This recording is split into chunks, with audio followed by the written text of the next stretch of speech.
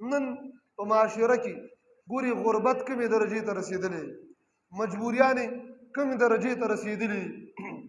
نو هغه مجبوریانو ته زمونږ باثروته او مالدار او وسداره خلک نه ګوري.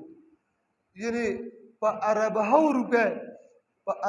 روپۍ زمونږ د مالدار خلکو په اندروني او بیروني بینکونو کې د هغې اکاونټونو کې پرتې دي.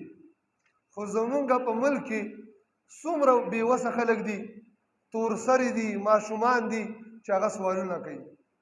زه منمه ډېر به په دې کې داسې وي چې هغه به ضرورت نه لري او پیشه به یې جوړه کړې وي، خو ډېر پکې ضرورتمند خلک دي.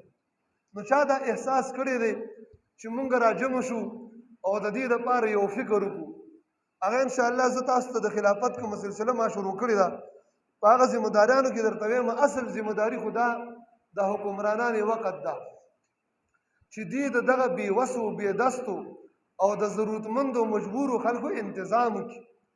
اوس تېره ورځ ما افغانستان کې وکتل، الحمدلله ډېر خوشحاله شومه.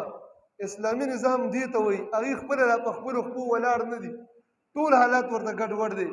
خو هلته کې په کابل کې یو ځای بل ځای چې څونه سوالګري دي که نه سوالګري، نو هغه ټولې رونیول او هغې نه بایومیټرک سیسټم باندې هغې رجسټر کړه او ورته ویل ستاسو ګوتې موږ سره ولګېدې، ماهانه به راځي، تاسو ته به دومره تنخواه میلاویږي، دې نه بعد به سوال نه کوئ. په کابل کې غټ بورډ لګېدل، غټ بورډونه سیم بورډ یې لګېدلي وو، هلته لاس جوړ کړی پکې پیسې کراس پې راښکلی چې سوال مه کوئ. نو ګوره اسلامي حکومت دی کمزورې بېدسته او بېوسه، خو دې ته اسلامي نظام وایي. دې ته څه وایي؟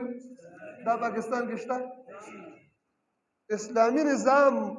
دا د الله رحمت دی، رحمت قسم بالله د مسلمان دپاره پرېږده، د زناورو دپاره پرېږده، د کافر اکبر دپاره په اسلام کې خیر دی. ګورې اسلامي نظام کې د ځمکې او د کائنات ونو بوټو له خیر دی، د ځمکې خاورې له خیر دی، په سمندر کې هغه اوسېدونکو زناورو له خیر دی.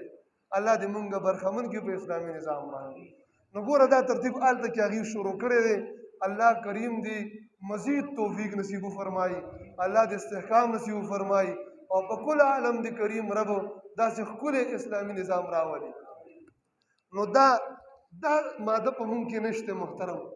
نو نن زما موضوع احسان وه، هغه صفت حمیدم احسان دی او انشاءالله د نن مجلس نه به زه تاسو کوشش کوو، مخکې مو کمي کړې ده الله نه مو معافي غواړو، نن مجلس نه به کوشش کوو زړه کې به زه د بل مسلمان سره د خیر خوایې جذبه پیدا کوم انشاءالله، ټول پیدا کوو انشاءالله، خپل او پردي سره به خیر خوایي کوو، مسلمان ته به انشاءالله خیر رسو څومره زمونږ وس